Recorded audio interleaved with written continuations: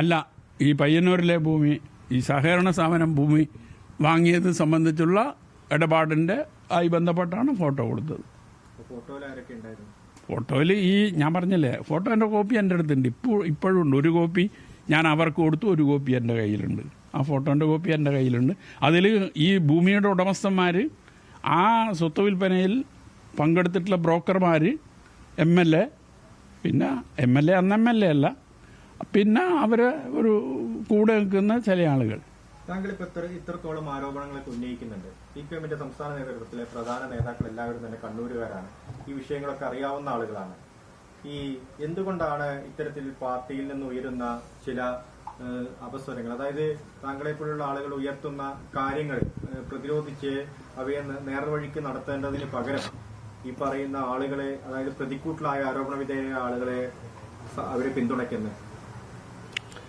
അതിൽ എന്താ കാരണം നിനക്കറിയില്ല. പുതിയ കാലത്തെ പാർട്ടിയുടെ അപജയത്തിൻ്റെ ഭാഗമാകാം. അതോടൊപ്പം തന്നെ തളിപ്പറമ്പിൽ നടന്ന പാർട്ടി ജില്ലാ സമ്മേളനം, കഴിഞ്ഞ ജില്ലാ സമ്മേളനം, ആ ജില്ലാ സമ്മേളനത്തിൽ ഈ സാമ്പത്തിക വിഷയങ്ങളൊക്കെ ചർച്ചയിൽ ഉയർന്നു വന്നിരുന്നു.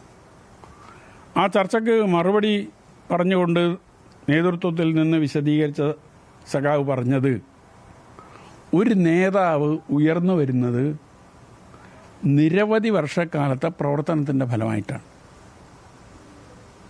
അങ്ങനെ നിരവധി വർഷക്കാലത്തെ പ്രവർത്തനത്തിൻ്റെ ഫലമായി നേതൃത്വത്തിലേക്ക് ഉയർന്നു വരുന്ന സഖാക്കളെക്കുറിച്ച് ചില ആക്ഷേപങ്ങൾ വരുമ്പോൾ അത് വളരെ അവധാനതയോടെ കൈകാര്യം ചെയ്യേണ്ടുന്നതാണ് എന്നൊരു മറുപടിയാണ് നേതൃത്വം നൽകിയത്.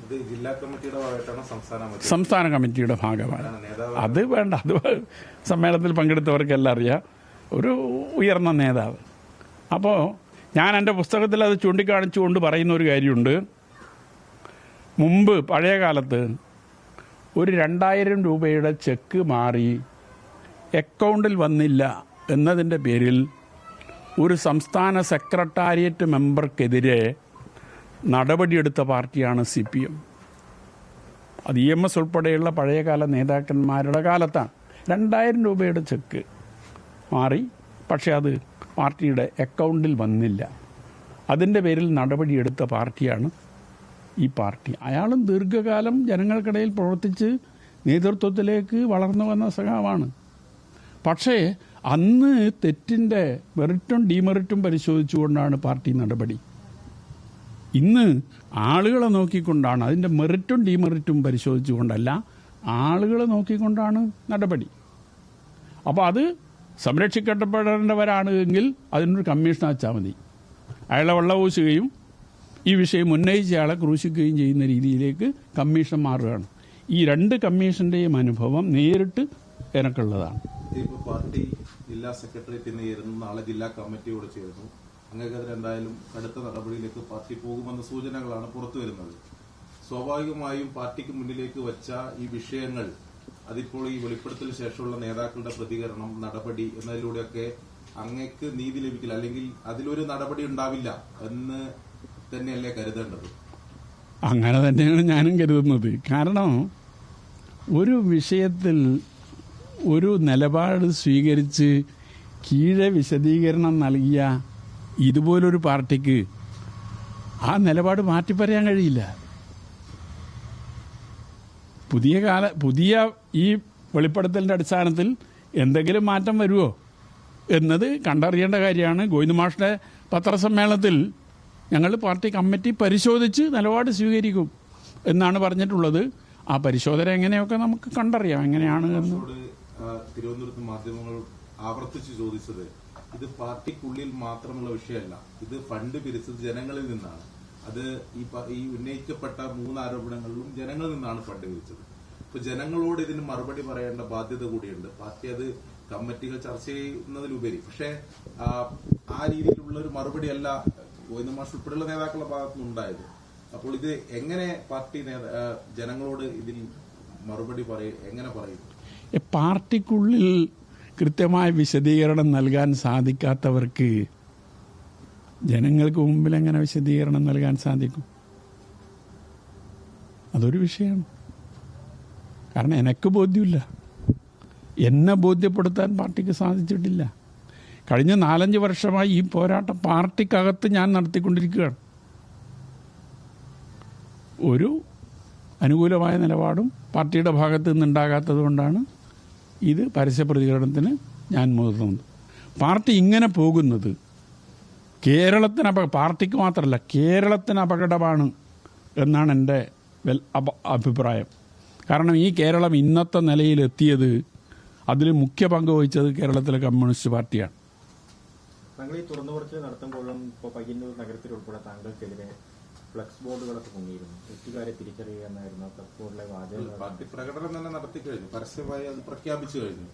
സ്വാഭാവികമായും പയ്യന്നൂരിൽ ഉൾപ്പെടെ ഇപ്പൊ താങ്കൾ പറയുന്ന ഈ നിലപാടുകളോട് അല്ലെ ചൂണ്ടിക്കാണിച്ച കാര്യങ്ങളോട് അതിൽ യോജിച്ചുകൊണ്ടുള്ള അഭിപ്രായമുള്ള അവർ പയ്യന്നൂർ പാർട്ടിയിൽ തന്നെ ഉണ്ട് എന്ന് അങ്ങ് വിശ്വസിക്കുന്നുണ്ടോ?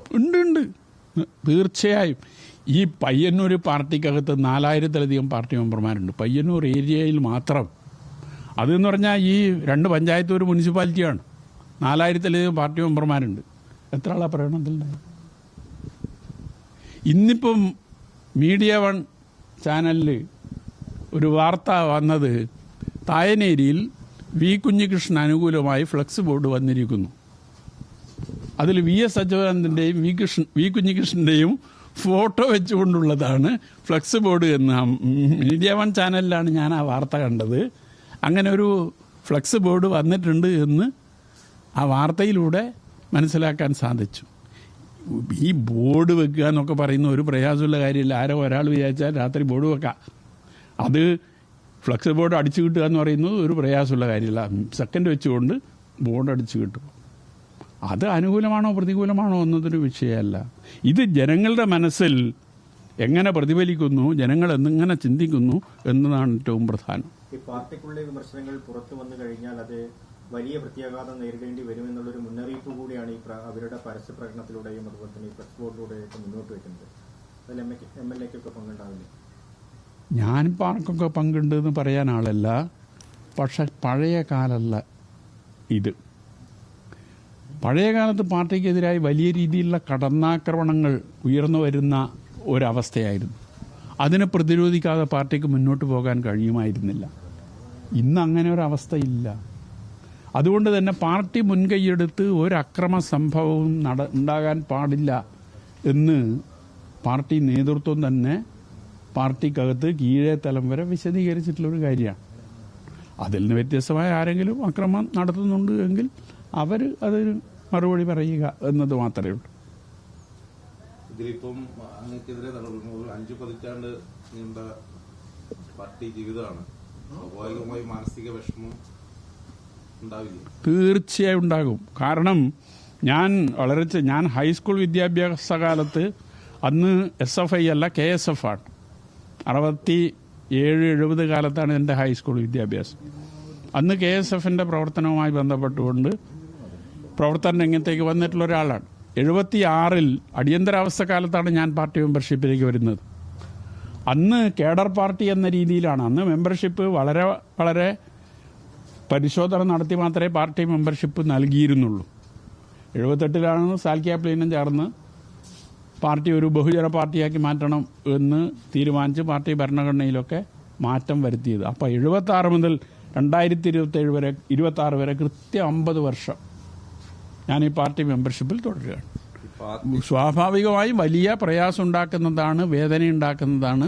അതിലൊന്നൊരു കാര്യമില്ല. അതിനേക്കാൾ ഈ പാർട്ടിയെ തകർക്കുന്ന രീതിയിലേക്കാണ് ഇതിന്റെ മുന്നോട്ട് പോക്ക് എന്നതും എന്നെ ആശങ്കപ്പെടുത്തുന്നു. രക്തസാക്ഷി ഫ്രണ്ടുമായി ബന്ധപ്പെട്ട് നേതാക്കളൊക്കെ പ്രതികരിക്കുന്നത് CV ധനരാജിനെ കൊലപ്പെടുത്തിയവർക്ക് തന്നെ വി കുഞ്ഞികൃഷ്ണൻ ആയുധം വെച്ചു കൊടുത്തു പാർട്ടിയെ ആക്രമിക്കാൻ എന്ന് പറയുന്നവരോട് അത്തരം നേതാക്കളുടെ പ്രതികരണത്തോട് എന്താണ് പറയുന്നത്? അങ്ങനെ ആയുധം ഞാൻ വെച്ചു കൊടുത്തു എന്ന് പറയുന്നവര് അതിനുള്ള അവസരം ഇല്ലാതാക്കാനുള്ള ശ്രമമാണ് നടത്തേണ്ടത്. അങ്ങനെ ഒരു അവസരം ഉണ്ടാക്കിയെങ്കിൽ അതിനുത്തരവാദി പാർട്ടി നേതൃത്വമാണ്. കാരണം ഈ പാർട്ടിയെ തകർക്കുന്ന രീതിയിലേക്ക് കാര്യങ്ങൾ മുന്നോട്ട് പോകുമ്പോൾ ഇത് പറയാതെ വയ്യ എന്ന ഘട്ടത്തിലാണ് ഞാൻ 4-5 വർഷം പാർട്ടിക്കുള്ളിൽ ഇത് പറഞ്ഞ് ഒരു രക്ഷയുമില്ലാത്തത് കൊണ്ടാണ് പുറത്ത് പറയാൻ നിർബന്ധിക്കപ്പെട്ടത്. പറയുന്നത് പക്ഷേ പാർട്ടിയെ തകർത്തുകൊണ്ട് തിരുത്തുക എന്ന നിലപാടിലാണ് താങ്കൾ എന്നാണ്. അത് ഈ 5 കൊല്ലത്തിന് ശേഷമല്ലേ? തിരുത്താൻ 5 വർഷവും ഞാൻ ഈ പാർട്ടിക്കകത്ത് നിന്നുകൊണ്ട് പോരാടിയില്ലേ? ഈ 5 വർഷം ചെറിയ കാലയളവാ? ഈ 5 വർഷം കൊണ്ട് തിരുത്തൽ നടത്തിയോ? പിന്നെ ഏത് കാലത്ത് ഇത് നടക്കുമെന്ന് പ്രതീക്ഷിക്കേണ്ടത്? എല്ലാ പ്രതീക്ഷയും അസ്തമിച്ചതിന് ശേഷമാണ് ഇങ്ങനെ ഒരു തുറന്നു പറച്ചിലേക്ക് വരേണ്ടി വന്നത്. എല്ലാ പ്രതീക്ഷയും അസ്തമിച്ചു എന്നൊന്നും പറയുന്നില്ല. ഏതായാലും പാർട്ടിക്കകത്ത് നിലനിന്നുകൊണ്ട് ഈ ഒരു പ്രശ്നത്തിന് പരിഹാരം കാണാൻ കഴിയും എന്ന തോന്നൽ നഷ്ടപ്പെട്ടതുകൊണ്ടാണ് ജനങ്ങളോട് പറയാൻ സന്നദ്ധമായിട്ടുള്ളത്. പി ജയരാജൻ ഉൾപ്പെടെയുള്ള നേതാക്കളുടെ ചില ക്രമക്കേടുകൾ ചൂണ്ടിക്കാണിച്ചതുകൊണ്ടായിരിക്കുമോ ഇങ്ങനെ സംസ്ഥാന നേതൃത്വം, CPM സംസ്ഥാന നേതൃത്വമൊക്കെ താങ്കളെ തള്ളി പറയുന്നു? അത് സംഭവിക്കുന്നത് 2025-ലല്ലേ? ഈ തീരുമാനം വരുന്നത് 2022-ലല്ലേ? ഇതും അതും തമ്മിൽ എന്ത് ബന്ധം? പി ജയരാജന്റെ വിഷയം ഞാൻ ഉന്നയിക്കുന്നത് 2025-ലാണ്. അതിനു മുമ്പ് ആ വിഷയം ഞാൻ ഉന്നയിച്ചിട്ടില്ല. അതിന് 2022-ലാണ് ഈ ഫണ്ട് വിവാദവുമായി ബന്ധപ്പെട്ടുകൊണ്ടുള്ള നടപടിയും തീരുമാനങ്ങളും എന്നെ ഏരിയ സെക്രട്ടറി സ്ഥാനത്ത് നിന്ന് മാറ്റുന്നത് ഉൾപ്പെടെയുള്ള തീരുമാനങ്ങൾ പാർട്ടിയുടെ ഭാഗത്ത് നിന്നുണ്ടായത്. അപ്പൊ ഇത് രണ്ടും തമ്മിൽ എന്ത് ബന്ധം? ഈ ധനരാജ് ഫണ്ടിനപ്പുറം മറ്റു പയ്യന്നൂർ ഫണ്ട് തട്ടിപ്പ് ആരോപണത്തിൽ അങ്ങനെ ഉറച്ചു നിൽക്കുകയാണ് വി കുഞ്ഞികൃഷ്ണൻ. കാര്യങ്ങൾ അദ്ദേഹം വിശദമായി തന്നെ പറഞ്ഞു വെക്കുന്നു. 4-5 വർഷം പാർട്ടിക്കുള്ളിൽ കാര്യങ്ങൾ പറഞ്ഞതാണ്. അതിനുശേഷമാണ് വീർപ്പുമുട്ടി ഇക്കാര്യങ്ങൾ തുറന്നു പറയേണ്ടി വരുന്നത് എന്നുള്ള കാര്യങ്ങൾ അദ്ദേഹം ആവർത്തിച്ചു പറയുന്നു. ഒരു തിരുത്തൽ ശക്തിയായിട്ട് താൻ മാറുന്നു എന്നുള്ള കാര്യങ്ങൾ തന്നെയാണ് അദ്ദേഹം പറഞ്ഞു വെക്കുന്നത്. ഏതാണെങ്കിലും ഇതുമായി ബന്ധപ്പെട്ട് തന്നെ